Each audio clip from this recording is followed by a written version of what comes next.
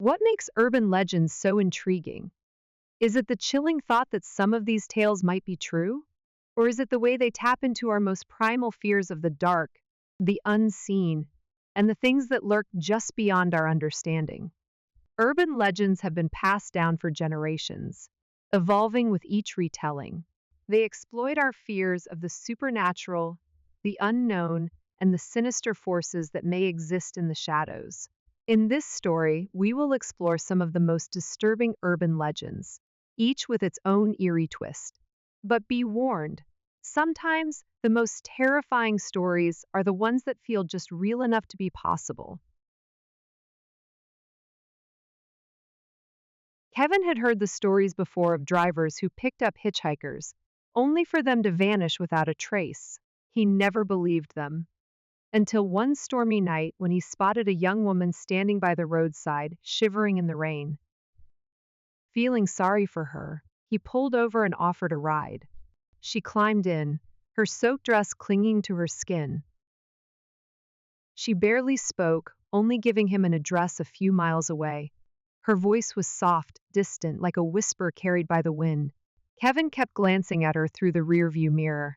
But every time he did, she seemed less there, like the shadows were swallowing her piece by piece. When he arrived at the address, he turned to tell her they had reached their destination, but she was gone. The seat was completely dry. He felt his stomach drop. Had he imagined it? Shaken, Kevin knocked on the door of the house. An old woman answered. When he described the hitchhiker, her face paled. "That's my daughter," she whispered. "But she died in an accident 10 years ago, right on that road." She showed him a faded photograph, and his blood ran cold. It was her. The next morning, Kevin returned to the road where he had picked her up. There, on the side of the road, lay an old, tattered scarf, the same one she had been wearing. Tom was locking up his store late one evening when he heard a knock at the door. Two children stood outside, their faces obscured by shadows. "Can we come in?" one of them asked in a flat, emotionless voice. Something about them felt off. As they stepped closer, the dim light revealed their faces. Their eyes were pure black, no whites, no irises, just endless darkness. Fear gripped Tom's chest. Every instinct told him not to let them in. He slammed the door and turned off the lights. When he peeked outside minutes later, they were gone.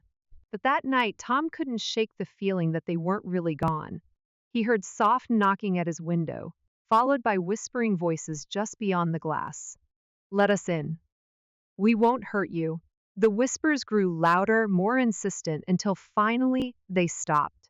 The next day, he told his friend about the encounter, only to be met with a pale, horrified expression. "You saw them," his friend said. "The black-eyed children. If you let them in, bad things happen." Tom never saw them again. But later that week, his store was broken into. His car mysteriously stopped working on the highway, and a close relative fell seriously ill. Whether coincidence or something more sinister, he never stopped wondering if he had narrowly escaped a fate worse than death.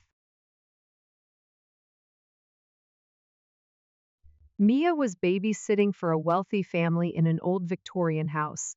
The kids were asleep upstairs, and she was watching TV when the phone rang.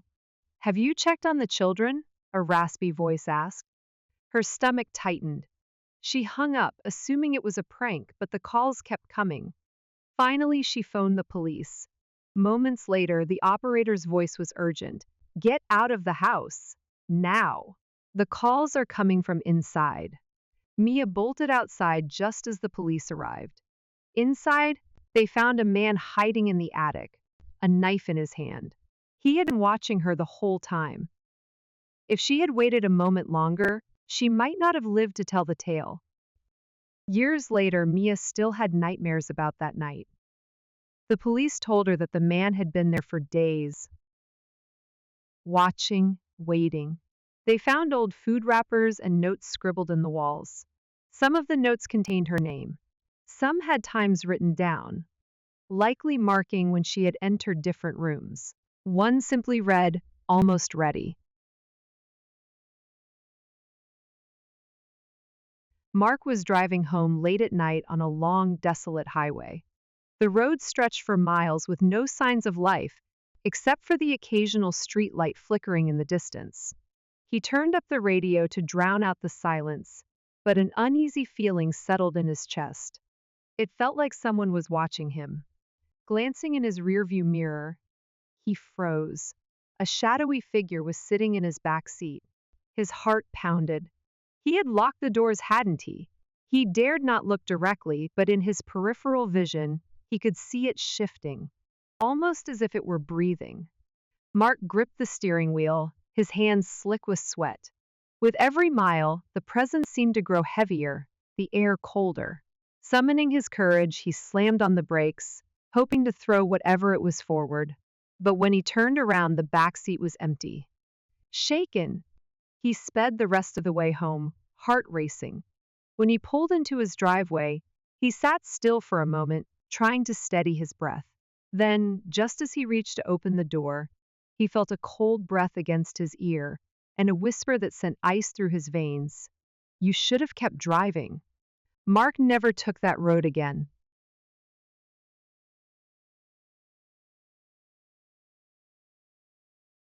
Urban legends are terrifying because they blur the line between fiction and reality.